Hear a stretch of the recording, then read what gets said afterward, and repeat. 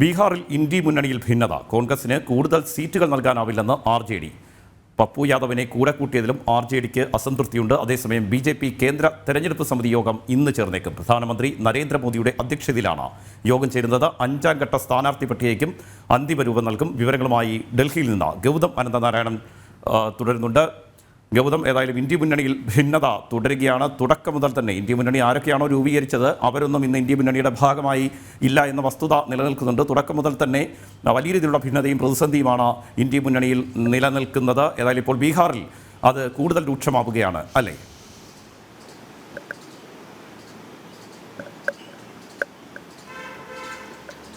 രാജ്യവെ seat വിഭജനവുമായി ബന്ധപ്പെട്ട പ്രശ്നങ്ങളാണ് INDA മുന്നണിയിൽ വലിയ പ്രശ്നങ്ങൾ സൃഷ്ടിക്കുന്നത്. ഇപ്പോൾ ബീഹാറിൽ മറ്റൊരു വിഷയം രൂപപ്പെടുന്നത് RJDക്കും കോൺഗ്രസിനും ഇടയിലാണ്.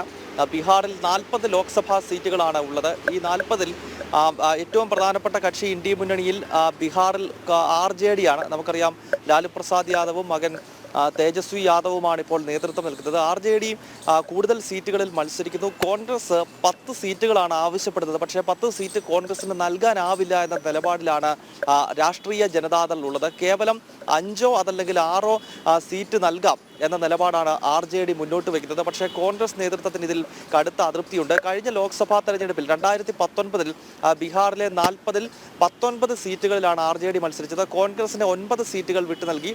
ബാക്കി മണ്ഡലങ്ങളിൽ ഉപേന്ദ്ര കുശ്വഹയുടെ രാഷ്ട്രീയ ലോക് സമതാ പാർട്ടി മത്സരിക്കുകയും ചെയ്തു.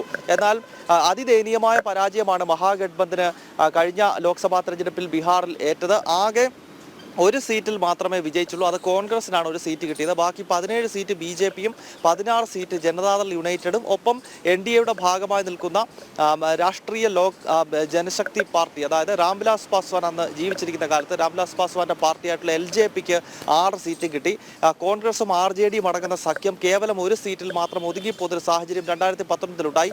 എന്നാൽ ഈ ലോക്സഭാ തെരഞ്ഞെടുപ്പിലും മുന്നണിക്കകത്ത് പ്രശ്നങ്ങൾ തന്നെയാണ്. സീറ്റ് ഷെയറിംഗുമായി ബന്ധപ്പെട്ട പ്രശ്നമാണ്. RJD അവകാശപ്പെടുന്നത് കോൺഗ്രസിന് ഇത്രയധികം സീറ്റുകൾ നൽകാനാവില്ല, കാരണം കോൺഗ്രസ് വിജയിക്കാനുള്ള ഒരു സാധ്യതയുമില്ല.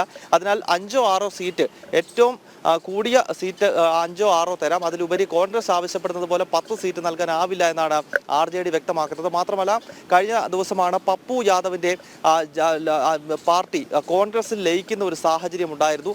അതിലും RJDക്ക് കടുത്ത അതൃപ്തിയുണ്ട്. കാരണം പപ്പു യാദവ് മുൻപ് RJDയുടെ നേതാവായിരുന്നു, ലാലു പ്രസാദ് യാദവിൻ്റെ ഒരു അനുയായിയായിരുന്നു. പക്ഷേ പിന്നീട് ലാലു പ്രസാദ് യാദവും അതോടൊപ്പം തന്നെ ഈ പപ്പു യാദവും തമ്മിലുള്ള അഭിപ്രായ ഭിന്നതയെ തുടർന്ന് 2015-ൽ പപ്പു യാദവിനെ RJD പാർട്ടിയിൽ നിന്നും പുറത്താക്കിയതാണ്, പാർട്ടി വിരുദ്ധ നടപടിയുടെ ഭാഗമായി. അങ്ങനെയുള്ള പപ്പു യാദവിനെയാണ് ഇപ്പോൾ കോൺഗ്രസ് എടുത്തിരിക്കുന്നത്. പപ്പു യാദവിൻ്റെ രാഷ്ട്രീയ പാർട്ടിയുള്ള ജൻ അധികാർ പാർട്ടി അത് കഴിഞ്ഞ ദിവസം കോൺഗ്രസിൽ ലയിക്കുകയും പപ്പു യാദവ് ഈ തവണ കോൺഗ്രസിൻ്റെ ടിക്കറ്റിൽ തന്നെ മത്സരിക്കുകയും ചെയ്യുന്നുണ്ട്. അതിൽ കടുത്ത അതൃപ്തി RJD രേഖപ്പെടുത്തുന്നുണ്ട്. അതോടൊപ്പം തന്നെ കനയ്യകുമാറിന് സീറ്റ് നൽകണമെന്നൊരു ആവശ്യം കോൺഗ്രസ് മുന്നോട്ട് വെച്ചിരുന്നു. കനയ്യകുമാർ കഴിഞ്ഞ ലോക്സഭാ തെരഞ്ഞെടുപ്പിൽ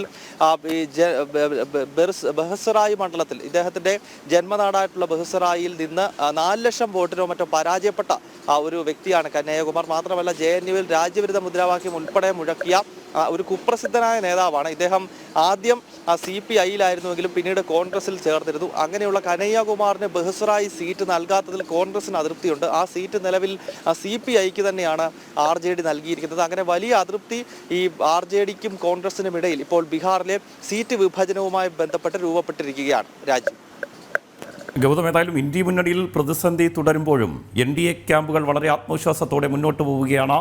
പ്രധാനമന്ത്രി നേരിട്ടാണ് NDAയുടെ പ്രചാരണത്തിന് ചുക്കാൻ പിടിക്കുന്നത്. കേരളം ഉൾപ്പെടെയുള്ള സംസ്ഥാനങ്ങളിൽ നമുക്കറിയാം പലതവണ എത്തി അദ്ദേഹം പ്രചാരണത്തിന് നേതൃത്വം നൽകി. അവിടെയെല്ലാം വലിയ രീതിയിലുള്ളൊരു സ്വീകരണവും ആവേശവുമൊക്കെ നമുക്ക് കാണാനും കഴിഞ്ഞിരുന്നു. അതുകൊണ്ട് തന്നെ BJPയുടെ കേന്ദ്ര തെരഞ്ഞെടുപ്പ് സമിതി യോഗം ഇന്ന് ചേരാൻ സാധ്യതയുണ്ട്. പ്രധാനമന്ത്രിയുടെ അധ്യക്ഷതയിൽ തന്നെയാണ് യോഗം ചേരുന്നത് എന്നാണ് മനസ്സിലാക്കാൻ കഴിയുന്നത്. ഒരുപക്ഷെ 5ാം ഘട്ട സ്ഥാനാർത്ഥി പട്ടികയ്ക്ക് അന്തിമ രൂപം നൽകാനുള്ള സാധ്യതയും നിലനിൽക്കുന്നുണ്ട്. അതിൻ്റെ വിശദാംശങ്ങൾ കൂടി.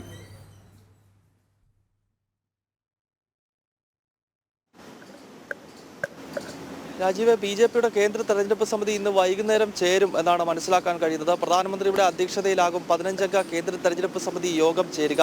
5-ാം ഘട്ട സ്ഥാനാർത്ഥി പട്ടികയ്ക്ക് രൂപം നൽകേണ്ടതുണ്ട്. നിലവിൽ 4 ഘട്ടമായി പട്ടികകൾ ബി.ജെ.പി പുറത്തിറക്കി കഴിഞ്ഞു. കഴിഞ്ഞ ദിവസം തമിഴ്നാട്ടിൽ മത്സരിക്കുന്ന 20 മണ്ഡലങ്ങളുടെ പട്ടിക കൂടിയാണ് ഏറ്റവും അവസാനം ബി.ജെ.പി പുറത്തുവിട്ടത്.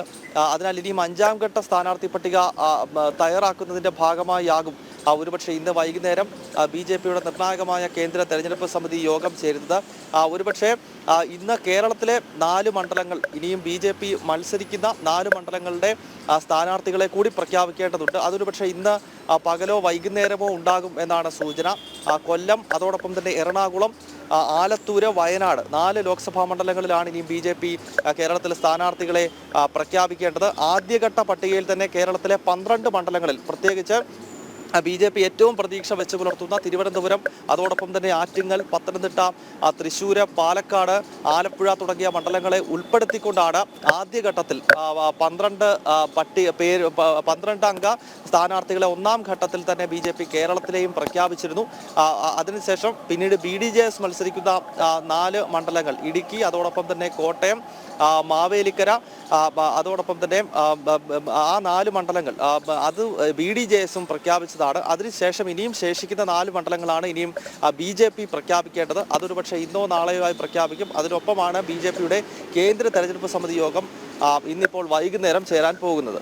രാജു. യെസ്, ഇന്ത്യ മുന്നണിയിൽ ഭിന്നത രൂക്ഷമായി തുടരുന്നതിനിടെയാണ് വളരെ ആത്മവിശ്വാസത്തോടുകൂടി ബി.ജെ.പി മുന്നോട്ട് പോവുകയാണ്. ബി.ജെ.പിയുടെ 5-ാം ഘട്ട പട്ടിക ഇന്ന് പുറത്തിറക്കാനുള്ള ആലോചനാ യോഗങ്ങൾ ചേരും. പ്രധാനമന്ത്രിയുടെ അധ്യക്ഷതയിൽ തന്നെയാണ് യോഗങ്ങൾ ചേരുക.